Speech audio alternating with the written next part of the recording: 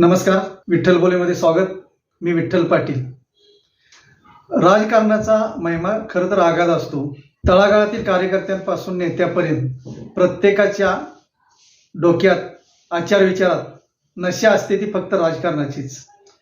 सामान्य कार्यकर्त्याला पक्षाचा पदाधिकारी व्हावं वाटतं आणि जे पक्षाचे पदाधिकारी झालेले असतात त्यांना साहजिकच लोकप्रतिनिधी व्हावं असं वाटतं.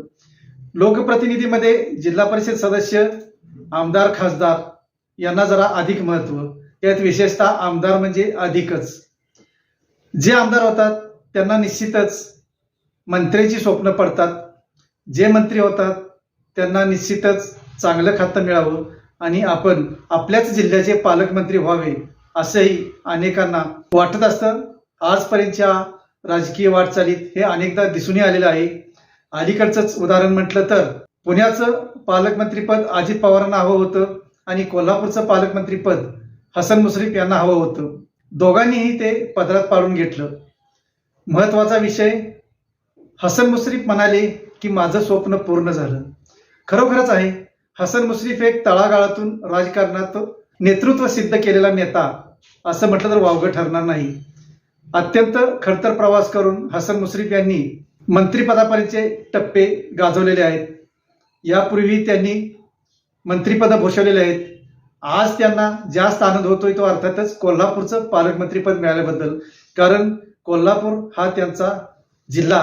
कोल्हापूर जिल्ह्यातील कागल मतदारसंघाचं नेतृत्व करणारे हसन मुश्रीफ गेले अनेक वर्ष कोल्हापूरच्या पालकमंत्री पदात स्वप्न पाहत होते. स्वप्न खरं तर राजकारणात प्रत्येकालाच पडतात. थोड्या वेळापूर्वी सांगितलेल्याप्रमाणे सामान्य कार्यकर्त्याला पक्षाचा पदाधिकारी आवडतं, पदाधिकाऱ्याला आमदार आवडतं, आमदाराला मंत्री आवडतं. तसंच मुश्रीफांना मंत्री झाल्यानंतर कोल्हापूरचं पालकमंत्रीपद हवं होतं आणि त्यांना ते मिळालं. त्यांनी जाहीर केलं की माझं स्वप्न पूर्ण झालं. अर्थात हे खरं आहे, हसन मुश्रीफ यांचं स्वप्न पूर्ण झालं. पण कोल्हापूरची जी अनेक स्वप्न आहेत ती केव्हा पूर्ण होणार हा खरा कोल्हापूरकरांसमोर असलेला मोठा प्रश्न आहे. आजपासून अनेक प्रश्न आहेत कोल्हापूर समोर. दूषित पाण्यापासून ते आरोग्यापर्यंत, रोजगारांपासून उद्योगापर्यंत, शेतमजुरांपासून शेतीप्रधान म्हणून ओळखल्या जाणाऱ्या कोल्हापूर जिल्ह्याच्या शेतीविषयक प्रगतीबाबत, पशुसंवर्धनापासून दूध संकलनापर्यंत असे कितीतरी प्रश्न आहेत. आणि हे प्रश्न अर्थातच मुश्रीफ यांना माहिती आहेत. हे प्रश्न सुटावेत म्हणून कोल्हापूरच्या प्रत्येक नागरिकांचं स्वप्न गेल्या अनेक वर्षापासूनच आहे. हे स्वप्न केव्हा पूर्ण होणार? अर्थात आपला कोल्हापूर जिल्ह्याचा पालकमंत्री झालाय म्हणजे त्यांचं स्वप्न पूर्ण झालं. ते आता आमच्या सर्व कोल्हापूरकरांचं स्वप्न पूर्ण करणार आहेत का? आणि ते त्यांनी करावं हीच खरी तर मोठी अपेक्षा मुश्रीफ यांच्याकडून प्रत्येक कोल्हापूर शहर आणि जिल्ह्यातील नागरिकाची आहे. ही अपेक्षा वावगी आहे असं म्हणता येणार नाही. कारण मुश्रीफ हे धडाडीचे मंत्री म्हणून ओळखले जातात. त्यांनी ही धडाडी आता कोल्हापूरचा पालकमंत्री झाल्यानंतर दाखवून देण्याची गरज आहे. हद्दवाढीचा प्रश्न असेल, पंचगंगा प्रदूषणाचा प्रश्न असेल, खंडपीठाचा प्रश्न असेल, कितीतरी प्रश्न आजपासून समोर आहेत. कोल्हापूरचा महत्वाचा प्रश्न म्हणजे तीर्थक्षेत्र विकास आराखडा गेल्या कित्येक वर्षापासून रखडलेला आहे. असे आराखडे अस्तित्वात आहेत पण त्याचा कोल्हापूर शहर आणि जिल्ह्यासाठी फायदा काहीच नाही. तो होण्यासाठी अर्थातच हद्दवाढ हा महत्वाचा विषय आहे. ज्या हद्दवाढीसाठी कोल्हापूरच्या आसपासच्या गावांचा विरोध आहे त्यांचं मत वळवू असं मुश्रीफ यांनी म्हटलेलं आहे. खरं तर हे मत वळवण्याची सुरुवात त्यांनी आपल्या कागल शहरापासून केली तर अधिक चांगलं होईल असा कोल्हापुरातील हद्दवाढीविषयी अभ्यास असणाऱ्या जाणकारांचा आवाज आहे. ते आता बोलू लागले आहेत. पंचतारांकित औद्योगिक वसाहत वसलेली आहे.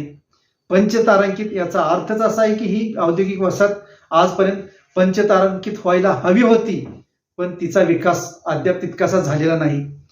कागल आणि आसपासची गावं पंचतारांकित औद्योगिक वसाहत असो, गोकुळ शिरगाव औद्योगिक वसाहत असो, शिरोली MIDC औद्योगिक वसाहत असो, ह्या सर्व औद्योगिक वसाहतींना जर कोल्हापूर महापालिकेच्या हद्दीत समाविष्ट केलं तर कोल्हापूरची लोकसंख्या झपाट्याने वाढलेली दिसून येईल. ज्या लोकसंख्येच्या अटीसाठी कोल्हापूरला अनेक प्रकल्प येऊ शकले नाहीत ते येऊ शकतील. अर्थातच ही स्वप्न कोल्हापूरकरांची आहेत, कामगारांची आहेत, उद्योजकांची आहेत, शेतकऱ्यांची आहेत. मुश्रीफ, तुमचं स्वप्न पूर्ण झालं. तुम्ही कोल्हापूर जिल्ह्याचे पालकमंत्री झालात, पण कोल्हापूरवासियांची स्वप्न पूर्ण करण्याचं मोठं आव्हान आता तुमच्या समोर आहे. ते तुम्ही तात्काळ सोडावं, लवकरात लवकर यात लक्ष घालावं. कारण पालकमंत्री म्हटलं की पाठीमागं येणारा लोंढा मोठा असतो. त्यात कार्यकर्ते हौशे गवशे नवशे सर्वजण असतात. हौशे गवशे जास्त असतात. त्या लोंढ्यातून तुम्हाला बाहेर पडावं लागेल.